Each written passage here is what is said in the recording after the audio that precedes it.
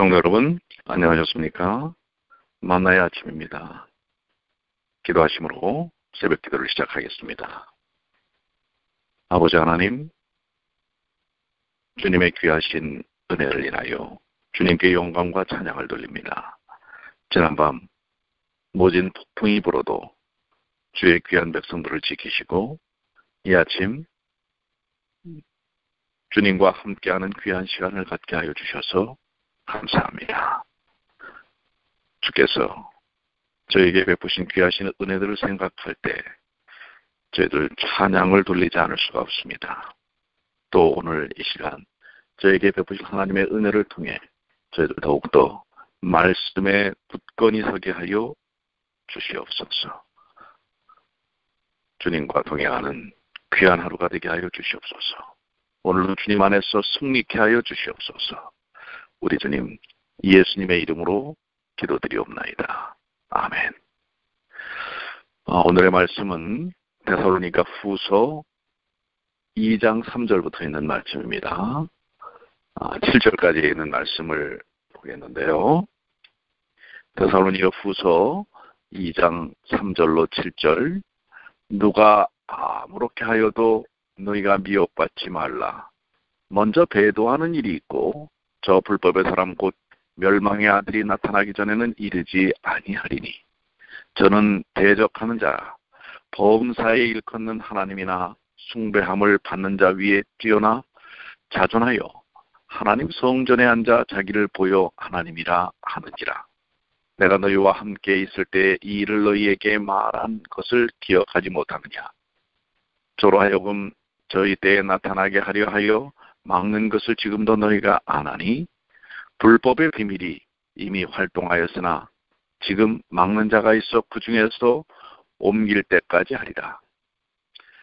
우리 데살로니가후서 2장 3절로 7절까지 있는 말씀인데요.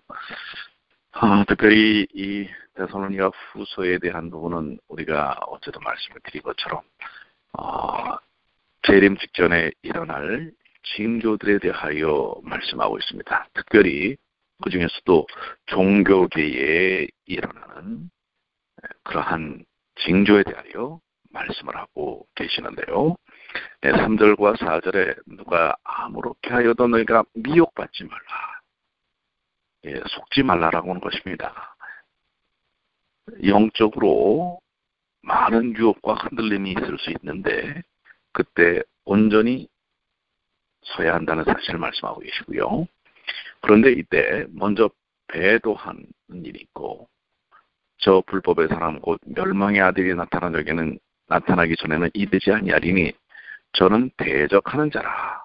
범사에 일컫는 하나님이나 숭배함을 받는 자 위에 뛰어나 자존하여 하나님 성전에 앉아 자기를 보여 하나님이라 하느니라.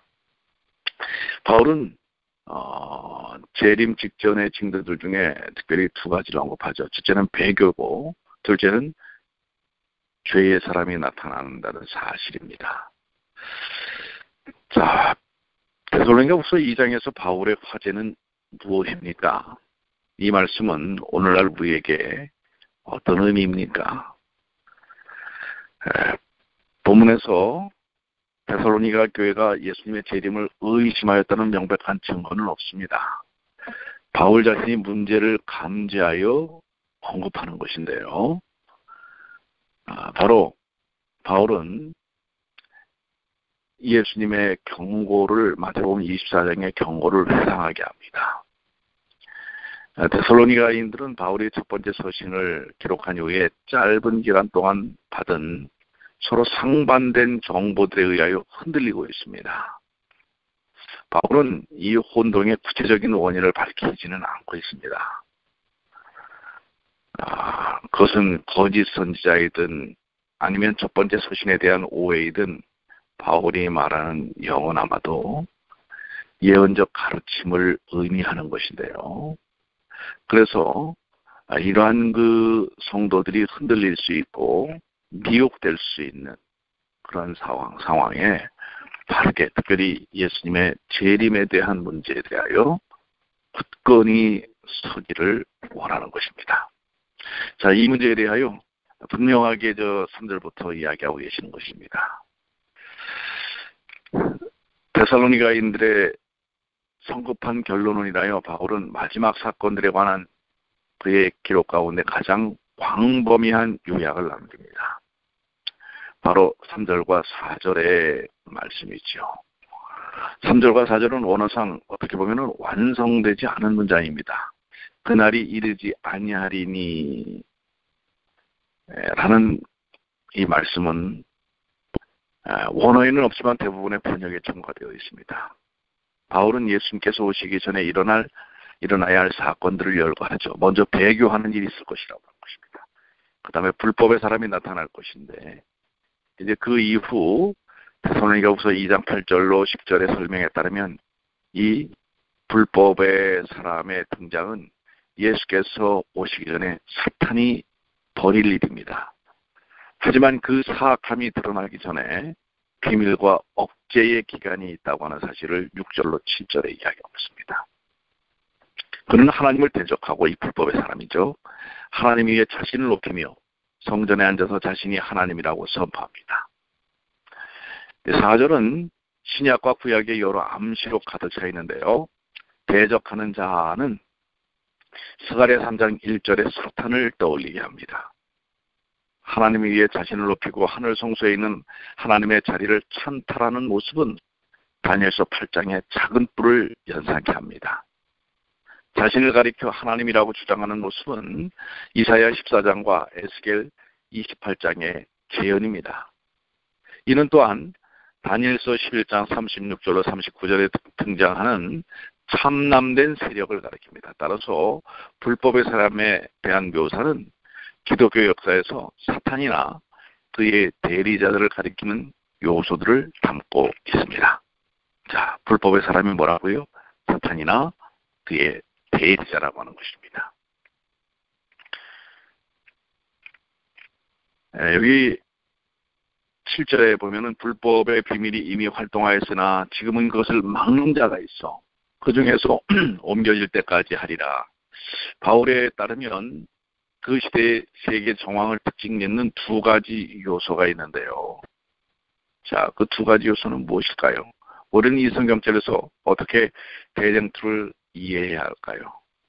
이 말씀은 이전 성경절들과 연관해 보면 우리는 바울이 자신의 시대로부터 마지막 때까지 세 단계로 역사를 요약하고 있음을 알 수 있습니다. 마지막 단계는 재림이죠. 그 이전 단계는 죄의 사람 또는 불법의 사람의 등장과 함께 시작되고요. 그 이전 단계는 비밀과 억제의 기간이라고 하는 사실입니다. 바울의 의도를 완전히 이해하고 싶지만 그러기에는 약간의 불확실성이 많이 있긴 합니다. 근데 여기 억제하는 세력이 6절에는 중성으로 이렇게 나타나 있습니다. 그러나 7절에는 남성으로 나타납니다. 불법의 사람도 8절에는 남성이고 7절에는 중성입니다. 그래서 억제하는 세력이 제거되는 것인지 아니면 자신을 제거할 권한이 그에게 있는지 분명하지는 않습니다. 그렇다면 여기서 막는 자는 또는 막는 세력은 누구일까요? 이는 바울에게 현재적인 일입니다. 그것은 법을 지키고 있고 거룩한 사명을 수행 중이며 사탄의 일을 막을 정도로 강력합니다. 신약 성경의 다른 절들을 보면 재림을 지연시키는 것은 무엇일까요? 대부분의 경우 신약에서 재림의 서곡이 되는 사건들은 복음의 최종적인 선포 다음에 일어납니다. 그렇다면 바울이 말하고 있는 막는 자란 하나님일 가능성이 있는 것입니다. 그분은 모든 사람이 복음을 접할 기회가 주어질 때까지 마지막 사건들을 유보하고 계시는 것입니다. 자, 배도하는 일과 또한 불법의 사람이 나타나기 전에 이러한 일들을 조금 하나님이 지체시키고 있다는 사실입니다. 막고 있다고 하는 것입니다. 왜요? 아직도 구원받아야 될 수많은 사람들을 하나님은 구원하기를 원하시기 때문에 그렇습니다. 자, 이제 이 나타나는 불법의 사람, 우리는 그것을 적그리스도라고 얘기하죠. 죄의 사람. 3절로 4절에 소개되어 있는 이 말씀은 기독교 역사를 통해서 이 불법의 사람 적그리스도는 하나님의 율법을 짓밟고 특히 안식일을 짓밟죠. 오직 그리스도께 속한 권력을 찬탈하는 행위를 일삼았습니다. 다니엘서 7장 20절로 25절의 작은 뿔, 계시록 13장 1절로 7절에 바다에서 올라온 짐승을 보면 이 동일한 세력은 여러분들이 잘 아시는 것처럼 이교 로마 제국이 멸망한 이후에 하나님의 백성을, 하나님의 성도를 핍박하기 위하여 종교와 정치의 권력을 통합함으로써 활동을 시작합니다. 역사적으로 이 모든 예언에 맞아떨어지는 유일한 세력은 누구지요? 누구밖에 없습니까? 그렇죠. 교황권밖에 없습니다. 중세로부터 오늘날에 이르기까지 수많은 주석가들이 그 조직을 적그리스도로 규정하였습니다. 그러나 한 200년 전부터 기독교 세계에 주려는 이러한 세석을 멀리하고 있습니다. 그 이유가 뭔지 여러분들은 묵상을 해보시고요. 마지막 사건들에 대한 우리의 이해에 비춰볼 때 있는 매우 사실 흥미로운 변화죠. 자, 이것을 교황권과 동일시하는 해석은 죄의 사람을 남성과 중성으로 설명한 데살로니가 후서 2장과도 일치합니다. 7절에서 불법의 비밀은 그의 활동에 대한 적절한 표현입니다. 예, 불법적인 일들을 비밀스럽게 하는데요. 알게 겉으로 드러나게 하지 않는다는 사실입니다. 그러나 재림 직전 역사를 마칠 때 하나님과 그분의 율법을 노골적으로 반대하는 전 세계적인 움직임이 일어날 것입니다. 이 말씀 외에 다니엘 7장과 계시록 13장에서 권력을 이어가는 교황권은 마지막 때에도 중요한 역할을 차지할 것입니다. 자, 오늘날 분명히 예수님의 재림 직전에 일어날 일들, 그걸 여러분들 더 이야기하지 않아도 시사적인 상황들을 보면서 우리가 확인할 수 있지 않겠습니까? 얼마 전에도 이 뉴욕에, 그렇죠? 그런 일들이 성경상의 예언들이 그대로 성취되는 것을 볼 수가 있는 것입니다. 자, 오늘 우리는 이러한 시대 속에서 무엇을 해야 할까요?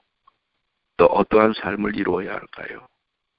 또 무엇을 증거해야 할까요? 오늘 예수 재림 직전에 일어날 배도와 불법의 사람, 적그리스도의 활동을 명확히 아는 여러분과 저는 이러한 사실들을 어떻게 이해하고 드러내야 할까요? 이것이 어떤 면에서 우리에게 주어진 사명입니다. 오늘 하루도 하나님의 말씀을 깊이 묵상하시면서 이제 얼마 안 있으면 이 뉴욕 땅에 이러한 복음의 사실들을 수만 장의 전도지를 통하여 우리가 전하지 않겠습니까? 이 일에 여러분들도 함께 하시게 되길 바랍니다. 단 2주 동안 우리 이 뉴욕 지역에 하나님의 복음의 말씀이 증거되는 이 일에 여러분들도 지금부터 동참할 마음의 결심을 하시게 되길 바랍니다. 주중에 할 수 없는 분은 주말에라도, 또 그들과 함께 할 수 없는 분은 여러분들 스스로라도 함께 이 일에 참여하시면 좋겠습니다. 자, 오늘 주신 말씀들을 묵상하시면서 잠시 여러분들 음악 틀어드릴 때 오늘 주신 말씀들을 깊이 마음속에 새기시고 마음속에 새로운 결심을 하시는 귀한 시간이 되시길 바랍니다.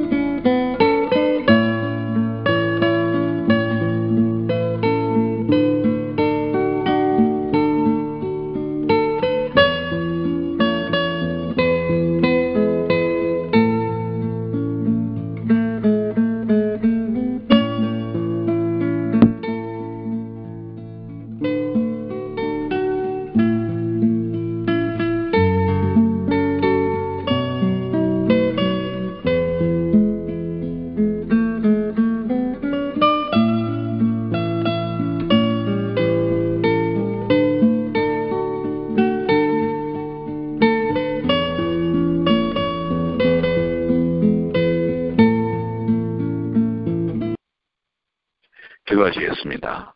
하늘에 계시는 사랑이 많으신 아버지 하나님, 주님의 재림 직전에 배도하는 일과 불법의 사람, 즉 그리스도의 활동들이 일어날 것에 대하여 말씀하셨습니다. 아버지 하나님, 오늘날 이 시대가 바로 그런 시대입니다. 그렇다면 하나님 편에 서 있는 저희들은 어떤 삶을 살아야 할까요? 주여 능력 주시고 지혜 주셔서 저에게 허락된 사명들을 마땅히 감당하도록 도와주시옵소서. 사탄은 그 일들을 열정적으로 해나가고 있습니다. 그러나 오늘 복음을 가진 하나님의 백성들 저희들 또한 그런 사악한 열정에 대항할 수 있을 만큼 열정을 갖고 있는지 우리 자신을 살피게 하여 주시옵소서. 아버지 하나님, 때가 얼마 남지 않음을 저희들 기억합니다. 또한 저희 각자의 삶에도 주어진 시간들이 있습니다. 그 시간들을 의미 있게 사용할 수 있도록 도와주시고, 특별히 오늘이라는 이 시간을 가장 의미 있게 사용하는 주님의 귀한 자녀들이 되게 하여 주시옵소서.